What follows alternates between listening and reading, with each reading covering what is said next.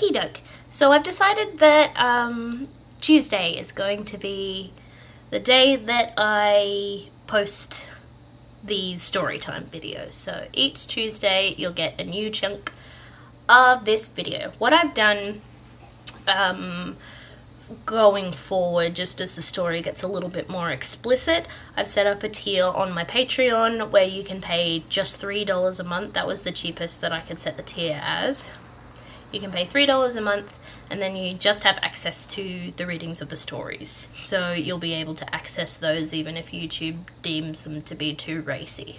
But I've decided that I'm going to keep posting them on YouTube until YouTube tells me that I can no longer post things like that. And then we'll have to jump on over to Patreon. But yeah, I wanted to say thank you to I've already got one patron who's purchased this tier. It's pretty cool that they found that because I haven't advertised that anywhere, but awesome. Thanks for finding it, my friend. You know who you are. Yeah, so I'll put a link to my Patreon at the end of this video if you guys want to go check that out. But when I do get it all set up, there'll be things like clips from the cutting room floor that I didn't use in videos. There'll be behind the scenes things of me just talking about like how it felt to do certain videos and little bits of extra information about them. And then there'll be other more adult things like photo sets and shout outs if you subscribe to the higher tiers of my Patreon. Okay, so here we go with chapter 4. A tall man entered the room. Following him were a line of others just as tall as he. As they approached the fence, it became apparent that they weren't just tall by ordinary standards, but disproportionately so. It also became apparent that the fence surrounding the group of 5 was not a fence. Vanessa shrank back as she regarded the gargantuan newcomers. Whatever Vanessa had been expecting, it hadn't been this. She had been expecting to at least make it to the corridor. Okay, and just an aside, this character is Irish. I can't do an Irish accent. I'm sorry, so he's just gonna get a variation of my accent. Piper, hush, said the man, who towered some 4 feet above what Vanessa now realized was a playpen. Piper grinned up at him, practically wiggling with excitement. The man advanced to the gate and swiftly removed Aiden from atop Danny's shoulders. The man placed his hands on his hips and looked down upon the group with a mild look of vexation on his face. That wasn't very safe, he said. There'll be big trouble if you try that again. Do you understand? The group, sans Frank, nodded mutely. And Piper, He paused. Well, actually, I'm not shocked that you'd try to escape when you know exactly what could happen if you did. More just disappointed. He looked at her, one brow raised. I'll bet you were the ringleader, you naughty girl. Piper blushed and hid a small smile behind one of her hands. Actually, it wasn't me who came up with it, said Piper, who had begun to giggle. It was Danny who wanted to escape. I told them not to. Piper, complained Danny, looking at her with genuine betrayal. Vanessa noticed one of the women sneaking a sidelong glance at one of the men, who had a thick mane of dark black hair. He raised his eyebrows. All right now, said the man Piper called Ethan. Now's not the time. We'll talk about this later, he said, looking pointedly between Piper and Danny. We've got other things to talk about now. Yes, welcome, little ones, said one of the women, who stepped forward to smile warmly down upon the group. She seemed to pay no mind to their escape attempt. My name's Miss Emily, one of the caretakers. I also work in the Littleland daycare centre. One by one, the caretakers introduced themselves. There was Miss Emily, a full-figured woman with a voluminous mass of dark, tight curls spilling over her brightly patterned headband and down her shoulders. Her smile was broad and genuine, her large brown eyes crinkling as she did so. Hello, everyone, said Mr. Ethan in a thick Irish accent. Blonde, bearded, and bespectacled, he smiled indulgently, yet exasperatedly, at Piper. Then there was Mickey, a slender reed of a man with his hair in a complicated bundle of braids. He grinned mischievously as he waved. I'm a caretaker, and I also assist Gil in his work, he said, tilting his head towards the man on his left. The man on his left did not return Mickey's jovial expression, instead gazing at him forebodingly in silent warning. Mickey's grin faded. Next to him was Dr. Gilbert, the somberly dressed man with a curtain of jet black hair across his face. He simply nodded in greeting the group, a ghost of a smile on his black painted lips. "I'm the park's medical officer. You'll all be seeing me in the first few days of your stay," he said, and Vanessa shivered, wondering if his last remark was intended as information or warning. Vanessa hated going to the doctor. She was even less thrilled by the prospect of visiting the doctor here, where she was so small and vulnerable, and the doctor resembled Eric Draven. "I hope you'll all feel very safe here," said Miss Mia, her emerald eyes sparkling as she greeted them. She was a voluptuous woman who stood a head taller than even Dr. Gilbert, the tallest of the caretakers. Her hair curled classically to her shoulders in scorching red waves. Vanessa snorted internally and returned to wringing her hands. She couldn't feel less safe here if she tried. "Okay, I'm told I'm looking after a little boy named Aiden," said Miss Emily, scanning the group. "Can Aiden please come forward?" Aiden timidly raised his hand and shuffled forward. Miss Emily reached in and grasped Aiden under his arms, lifting him effortlessly from the playpen and settling him. Vanessa's heartbeat sped up. It was finally sinking in that, in the park, under the care of these people, she would functionally be a child. She would be lifted, moved, dressed, and handled just like a toddler, and there would be little she could do to prevent it. As Vanessa blinked, a tear escaped her eye and trailed its way down her cheek. She furiously swatted it away with the back of her hand, unwilling to draw extra attention to herself. Perhaps if she made herself seem even smaller than she already felt, they wouldn't notice she was there. She began to inch her way towards the large bear on the edge of the playpen. If she could reach him by the time her name was called, maybe she'd be able to hide behind him? By now, Miss Emily had carried Aiden out of the room and into the unknown. "Come, Piper," said Mr. Ethan. Piper enthusiastically flung her arms into the air, allowing herself to be lifted into his arms. Piper leaned into his embrace, and quite happily allowed herself to be carried from the room. Vanessa was inches from the bear. She slid her hand slowly underneath its fuzzy leg. "My charge is named Vanessa," said Miss Mia, and Vanessa's heart sank. She'd been so close. "Is that you, sweetheart?" Miss Mia had turned her attention to Vanessa, who had only managed to sequester half an arm beneath the bear. "I," stammered Vanessa. "No?" Vanessa's anxiety-riddled brain had come up with a plan that, in its desperation, seemed flawless. If she pretended not to be herself, perhaps they would send her home. Miss Mia looked taken aback, and she glanced towards Dr. Gilbert and Mickey amusedly. Mickey began to chuckle openly. Miss Mia had the courtesy to hide her amusement behind her hand. From inside the pen, Danny laughed also. Even Frank, who had remained utterly still up to this point, let out a single barking "Ha!" "No?" asked Miss Mia. "Then what is your name?" "I," said Vanessa again. "I," she repeated, her hand ringing recommencing. "My name isn't important." "I don't know about that," said Miss Mia, as she unclipped the playpen and stepped inside. "I'd say your name is quite important." Vanessa shook her head with force. "It isn't, and I shouldn't be here." Vanessa's body trembled as she drew up all her courage and stood to her full 5 feet, which seemed even less impressive here than it would have been at home. "So, if you could please let me out of here, that would be nice." Miss Mia crossed the playpen and knelt in front of Vanessa. She extended a hand to the trembling little girl, who seemed breathless and frantic, and in no position to move on her own. "No, honey," she said. A gentle firmness in her voice kept Vanessa from arguing. "I'm sorry, but I can't let you out." Miss Mia fixed the small girl with a well-practiced, resolute stare. "Now, and please be honest with me, is your name Vanessa?" "Yes," whispered Vanessa, after some hesitation.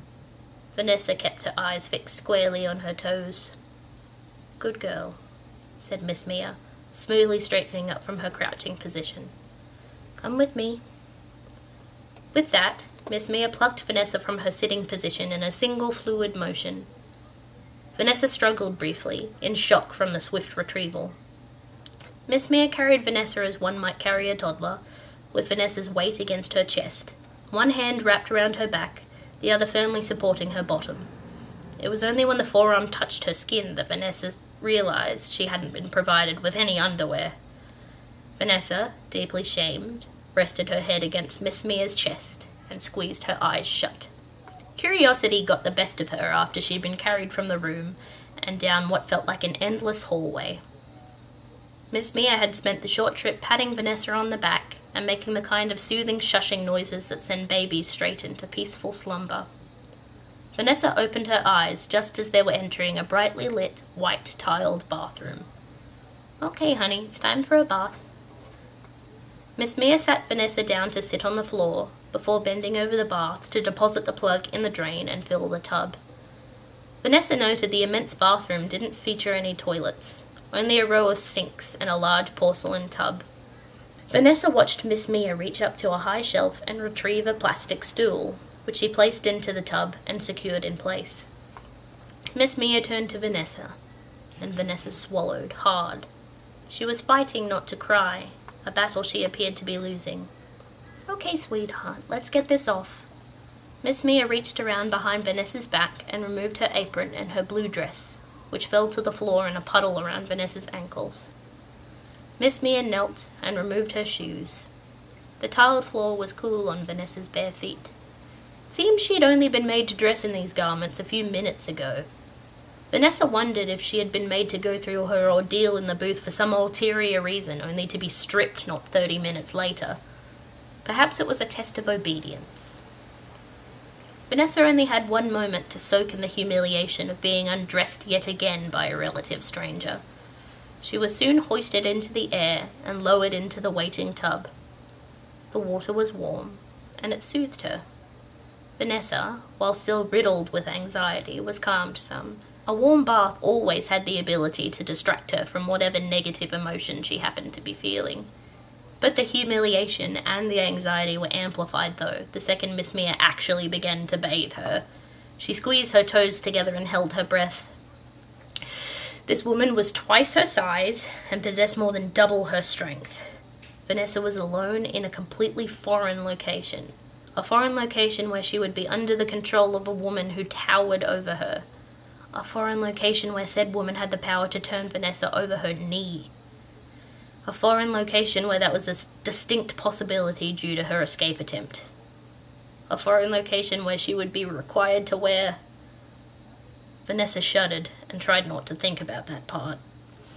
She'd been trying not to think about that part since she'd seen the illustration in the brochure. The loss of control, the indignity that she would experience.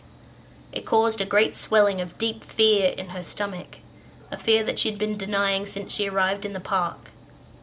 Though she suspected that before long, she'd have to confront that fear.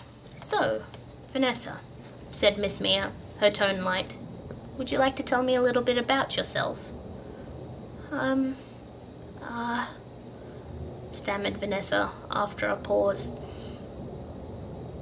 "I don't know," she said softly. "Okay," said Miss Mia, lathering more soap onto her sponge and starting to wash Vanessa's arms. "You know, it's okay to be shy, honey. This is all very new to you." Vanessa felt a fleeting pang of relief. Miss Mia's tone had no hint of insincerity or malice, but she was still a giantess who held a lot of power over her. Vanessa nodded wordlessly. "You're by yourself, being bathed by someone you don't know, in a place you don't know," said Miss Mia, smiling understandingly as she moved to mop her sponge across Vanessa's shoulders. "I would probably be frightened too." "Yeah," whispered Vanessa. "I know you don't know me yet, but I promise I'll never do anything to hurt you," said Miss Mia, leaning over from behind to look Vanessa in the eye. Vanessa averted her gaze, looking instead at the bubbles that were forming on the surface of the water. "Think about the bubbles," she thought. Don't think about what's happening right now. Don't think about the brochure. Cautiously, Vanessa unfurled one of her arms that she had recrossed over her chest and focused her attention on popping the larger bubbles. If she could just focus on the bubbles, her anxiety would settle. Miss Mia began to wash her legs. She lied, though, thought Vanessa.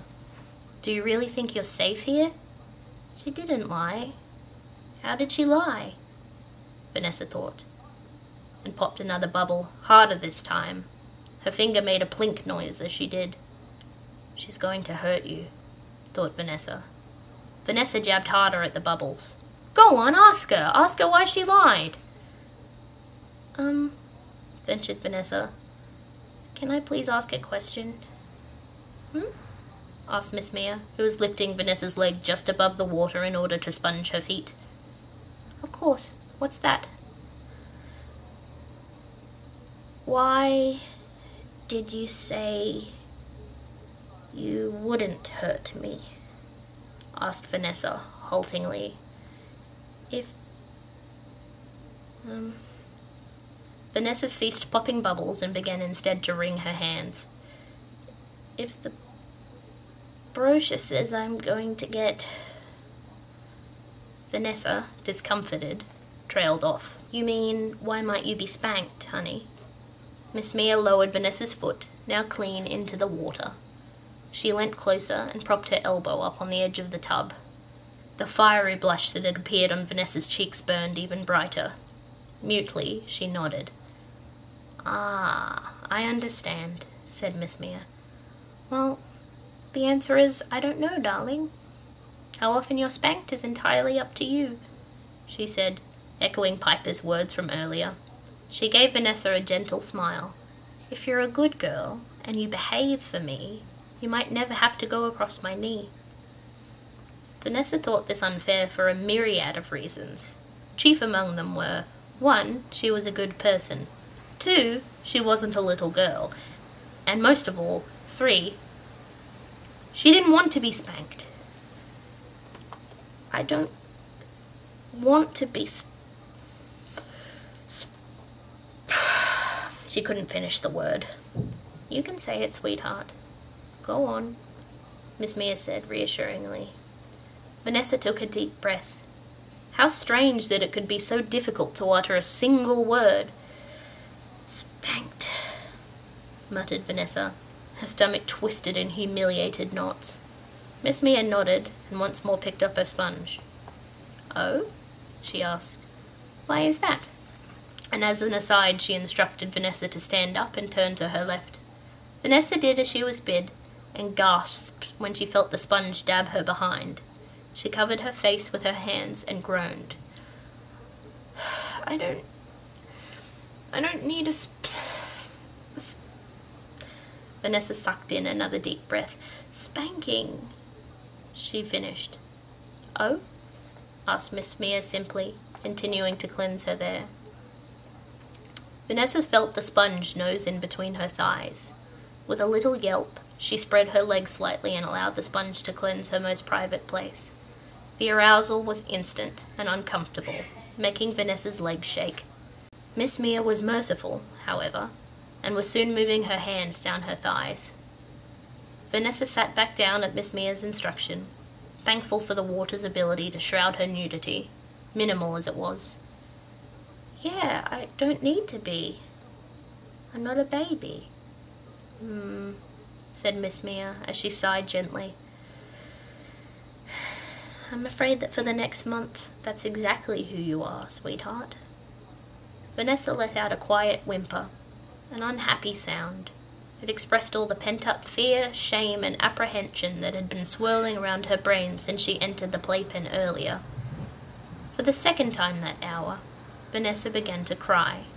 This time, she cried hard, she cried long, she cried loud. The full realization of her situation had finally come. I don't want to be, she sobbed. Miss Mia stood languidly to her full height. She stooped and retrieved a towel, which she unfurled and held before her. I know, said Miss Mia, stooping to lift her out of the tub. There, she said. You just cry it out, honey. Miss Mia held the little girl close as she rubbed slow circles on Vanessa's back. Vanessa pressed her face against Miss Mia's blouse and wept her heart out. The end of chapter 4. Also, don't worry, guys. She's gonna be okay. I promise. They're all gonna be okay. I'll see you on Thursday with some new content, and I'll see you next Tuesday with a new chapter of Littleland. Okay, bye everybody.